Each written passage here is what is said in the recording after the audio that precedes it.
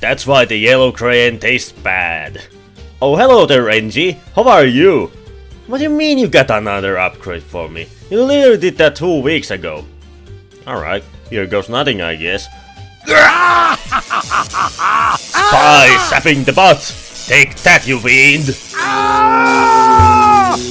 You alright there, partner? It seems like the joke gave you quite a blast. Let me fix you up.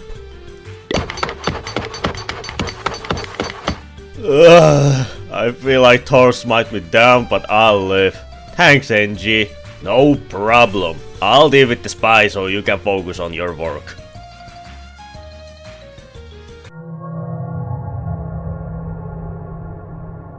And here you go. Normally I dispatch my victims from here, but I will keep you locked up until I find a use for you. What? Here's a fun fact. I originally wasn't planning to do anything on Soldier.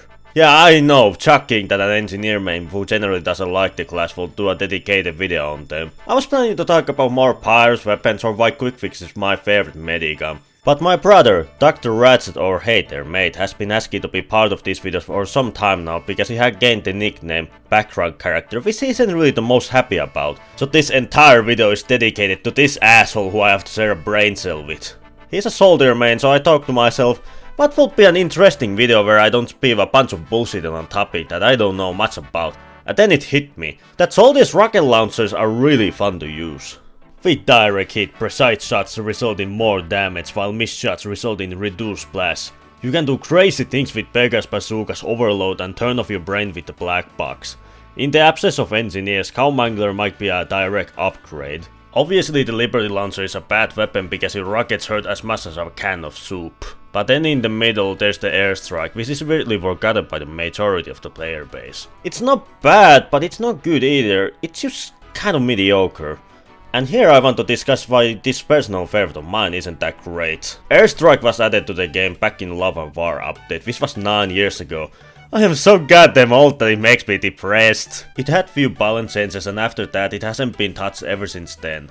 Let's take a look at the stats. Airstrike has quite a few upsides. You take minus 15% less damage for rocket jumps, you have faster firing speed for rocket jumping, and it has a unique effect of getting bigger clip size with each kill, capping at 8.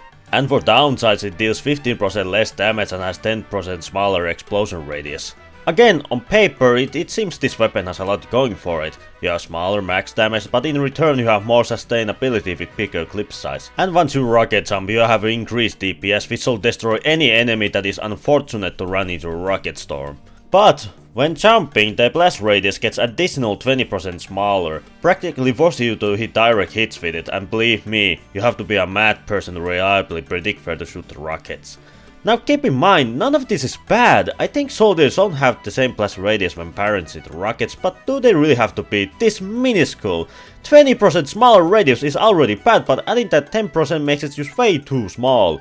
I feel like I'm just wasting my time doing sick rocket jumps and turning into a bootleg attack helicopter. And while I like the bigger clip mechanic, I honestly think the minus 15% works less in your favor. You see, the rocket launcher did shit ton of damage. With air, many of the enemies that I were killing either required extra rocket to be put down or to survive with low health.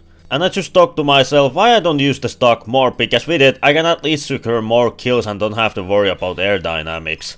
And to me this is such a shame because I really like airstrike, because it can be fun to stack up the ammo count and on those rare moments rain down upon your foes. And you can rocket jump fairly often as well because you take less damage from it. But with this weapon in particular, it really matters what secondary you use. I found the best use with Buff Banner, because once you activate it and you have egg rockets, you really don't have to worry about reloading while dealing a lot of damage. Gunboats can be used as well, because you can rocket jump far more often with it and you can utilize the barrage mechanic more. And if you really want to become a flying menace, Base Jumper is your best choice. With your slow descent, you can more reliably shoot faster in the sky, just avoid being too obvious with it, because then snipers can shoot you down. It's also surprisingly effective with dealing with sentriness, because if you barrage them with rockets, it can overwhelm them and not give them enough time to repair the sentry. It's also an S tier unlock in Man vs Machine, because it melts the tanks and giant robots when you upgrade the weapon there. While these make the weapon work better, I would suggest a few balance changes to make it more functional. I would heavily reduce the blast penalty while jumping, probably something like 15%. Then the damage penalty could be changed to slower firing speed when not jumping, like 15 to 20% slower.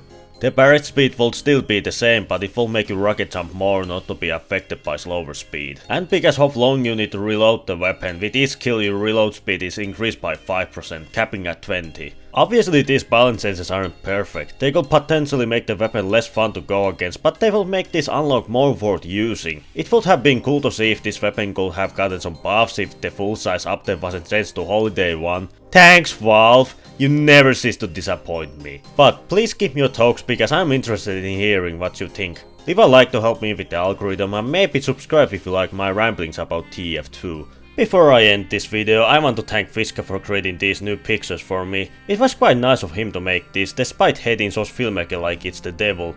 I'll leave his channel down in the description so you can check him out there. Thank you all for watching and have a nice day.